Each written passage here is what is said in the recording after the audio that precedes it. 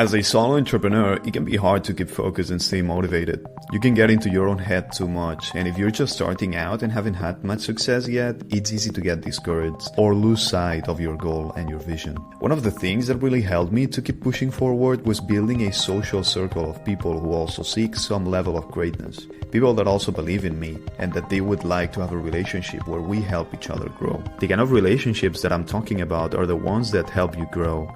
You meet with these people and friends, and you're not just talking about silly stuff. Yes, sometimes you might do, but most of the conversation is about how each of you are doing in your respective projects, what problems are you facing, why are you facing them, and how could they be fixed or taken care of.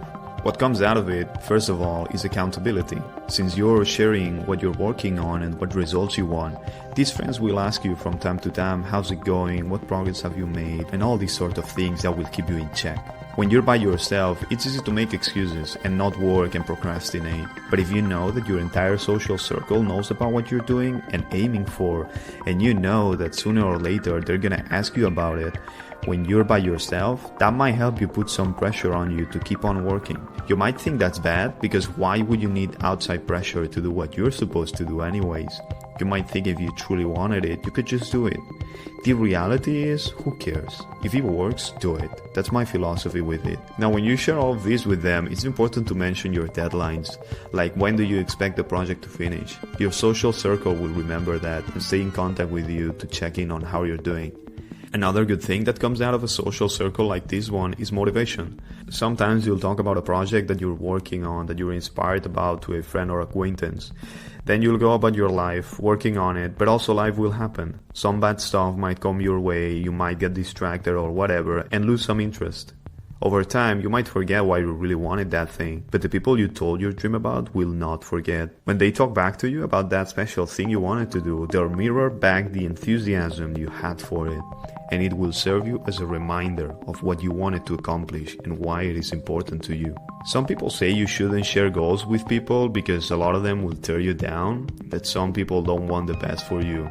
Honestly, I never understood this argument, and I think it's very stupid. If you have friends who tear your dreams down, they're not your friends. Just cut their relationship off and move on. It's as simple as that, and I don't think it deserves any more explanation than that. I understand it might be hard sometimes to find positive people like this, and I have to admit I got really lucky with some of them in my life. But I do believe it's the way I act and how I read people that attracts the good ones my way and keeps the bad ones far away. You need to become great at reading people and understanding very early on who is toxic and who is good. Do not ignore red flags. Every time that I saw red flags on someone but I ignored it because I thought it was too early to judge, or I thought that it wasn't that big of a deal, it always came back to bite me. The good thing is that once you meet a few good people, they'll introduce you to more, and sooner than you might expect, you can have a great social circle.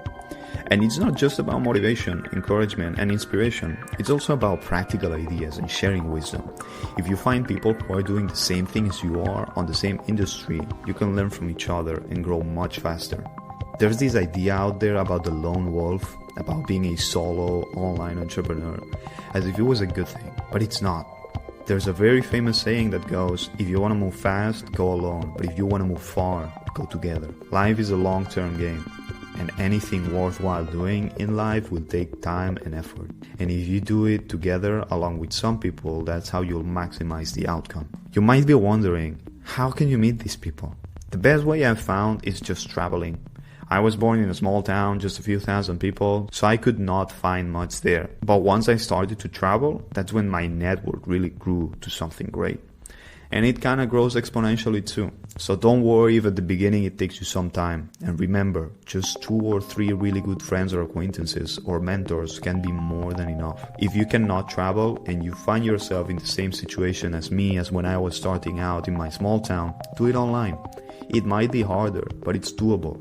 And I also know that because I did it too before I was able to travel. Find communities online and make connections through those. Put yourself out there and make it happen. Now, you can try to figure out how to make money online on your own, but if you want to go straight to the right answer and learn literally the best method that exists out there as of right now that's helping complete beginners go from $0 to $1,000 a day without any previous experience, click the link in the description to sign up for this week's free workshop and you'll learn how you can start earning a sizable income online as fast as possible. So click the link in the description now.